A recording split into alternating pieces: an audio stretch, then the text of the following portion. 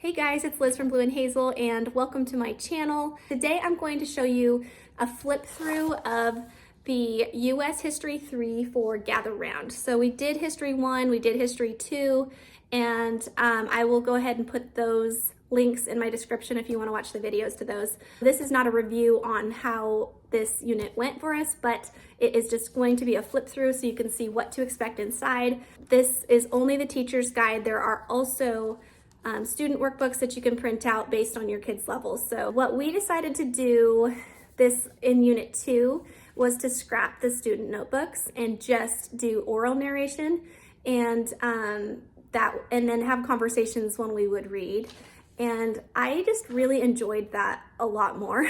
And the kids, I think, liked it too, just because there was less schooly type work for them to have to do, less worksheets, definitely a little bit less busy work, but also like a lot less handwriting. And so if you're not getting handwriting in other areas of your homeschool and you're just using the Gather Round US History for like a period of time, say, 1 or 2 months, then you might really like the student workbooks because it's going to add in a lot of extra handwriting. It's going to add in a lot of extra like things for them to do. I just kind of felt like it was too much. And I want them to not feel like, oh, history, and now we have to get out our, extra stuff that we have to do that's going to take an extra 15 minutes. And so we just have enjoyed doing the narrating and having conversations. And then usually I try to read a few of the side books in the time period that we're reading. And they have amazing book recommendations I will point out to you in here for all different age levels. So let's go ahead and turn the camera around and see a flip through of the inside. I won't be showing you the inside of the student booklets because I didn't print them out this time because we aren't going to use them. So US History 3 from Gather Round, and the first few pages are more just like organizational pages. There's a nice little planner for each lesson if there's anything specific that you want to try to like make sure to do. I've really never used these pages. We just literally open and go. Here is a scope in sequence, and this page is going to show you all of the different subjects that you'll be covering. These are all of the important people that you'll be talking about, and here are some of the different things that you'll see in this lesson from the arts and geography that you'll be covering. This page is pretty cool, and we have not really taken advantage of this, but I don't think I have it in me to do this every lesson, like a hands-on activity, but they've got all these awesome ideas for you. So make your own covered wagon, ideas for that, make a felt teepee. We have replicate the California bear flag. We've got pan for gold here. You can make this activity for younger siblings and friends too. First, use gold craft paint to paint over a couple handfuls of clean pea gravel. So it's, like obviously takes, if you want to do this type of stuff, it's going to take some planning ahead, which I just have failed to do. Now, the table of contents, what we have is what is kind of the main topic for each lesson. So we have 20 lessons, and I find that we take more than 20 days of school to cover 20 lessons because there's just so much information in there that oftentimes we'll call it quits after half a lesson. So while this might take you 1 month, it more likely than not will take you longer than 1 month. Now, I have had some issues in the first and second units with some of the reading just being too much, maybe too fluffy, losing my kids' attention a little bit if it's too long. And so sometimes I just kind of like to look at each paragraph before I read it and see, okay, do I need to read this or not? But I feel like there's so much reading in each lesson that it's really, really important for us and to stop basically every single paragraph and talk about it. And so you'll have these different chunks of things that you're going to be talking about in each lesson. They'll have these add-on activities in boxes like this, and you can choose to do them or choose to skip them. Here's a Bible break that says, while there's nothing wrong with taking pride in where you live, our identity should first be in Christ. In Philippians 3:20, we're taught that our citizenship is in heaven, and from it we await a Savior, the Lord Jesus Christ. An overemphasis on either nationalism or sectionalism can take our focus off of our true citizenship in God's kingdom. If you don't really want to go off on that tangent, then you can skip that. We will cover these here and activity break. Throughout this unit, we'll take some time to explore some amazing artistic expressions of the 19th century. Let's start with the American poet Walt Whitman, who wrote the famous poem, I Hear America Singing. This poem can be found on the resource page of our website.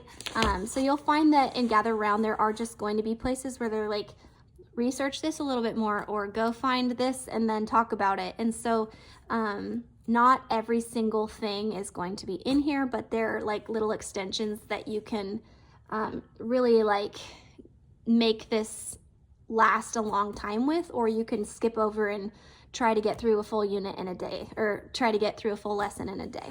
Then you have the next day's lesson. So I will go a little faster through this one just to give you an idea of what you're going to see here. Lesson 2, Wagons Ho, the Cumberland Road. We have a map, the Oregon Trail, Great Migration of 1843. And you have this awesome like visual here, and the kids don't always have in their student notebooks these pictures that we have in the teacher's guide. So I oftentimes will ask them to come look in my teacher's guide. Like a lot of people are able to actually, instead of printing out the teacher's guide, they will put the PDF up on their computer or up on their TV. So it's just like visible for the kids as they read it. And activity break here.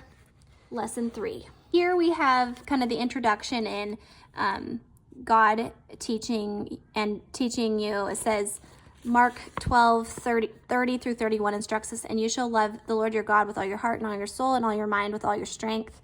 The second is this, you shall love your neighbor as yourself. There's no other commandment greater than these. These goes on to say, during the 1800s, Americans were exploring and inhabiting the western half of the continent. Sadly, interactions with people who already called them home were not always peaceful. As we explore relationships between the American government, settlers, and indigenous people groups, our goal is not to vilify, speak about someone in a negative way, one side or the other, but to shed light on the past with the hope of learning from it. Understanding the suffering of indigenous people is the first step on a better path guided by the compass of the Holy Spirit. So you can kind of just get a feel for the way that they intertwine the Bible and God's Word into their history units. And so this may or may not be your style, and I think that is just an okay thing to look at and to see like, hey, do I want history that's basically just like what happened, or do I want to have something where like this helps me to kind of navigate like, you know, all of the wrongs that have happened to people and like just kind of think through some of these things. I don't think there's a right or wrong answer to that. Like it's more of a preference thing, but if there's anything controversial, they're not just taking one stance like this was the right thing to do, or they're showing how it affected both sides. Anyways, we have Andrew Jackson, Manifest Destiny, Indian Appropriations Act, the Battle of the Little Bighorn, Custer's Last Stand, Spotlight here. This is on the Indian tribe. That would be like, you could just take this one spot and go watch like so many different YouTube channels on the Lakota, Dakota, Nakota Indian tribes, and so amazing to learn about their individual histories. It can't go deep enough here. And so if you want to learn more about those in a more deep way, you would have to pause here and then just kind of go off on your own. But Oregon Territory, the Lone Star Republic, timeline here, activity break. This looks like it's making cornbread. These are usually really interesting little pockets to read. Mexican-American War, the Bear Flag Republic. Okay, so I'm going to see if I can flip through just a little bit faster for you to get an idea.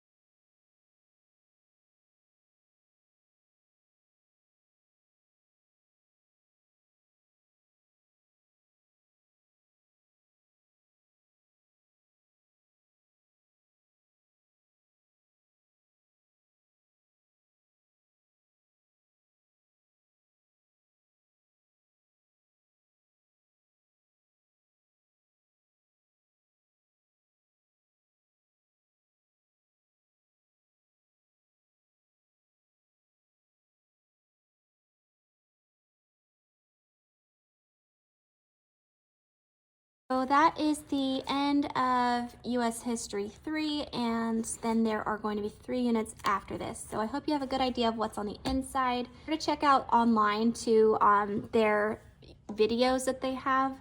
If you go to Gather Round's website, they'll have videos under their menu. It says online resources, and then you can go find US History 3.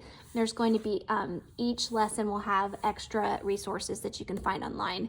And these are just ones that they've picked out that they think are worthwhile, and usually they're YouTube videos and pretty interesting. So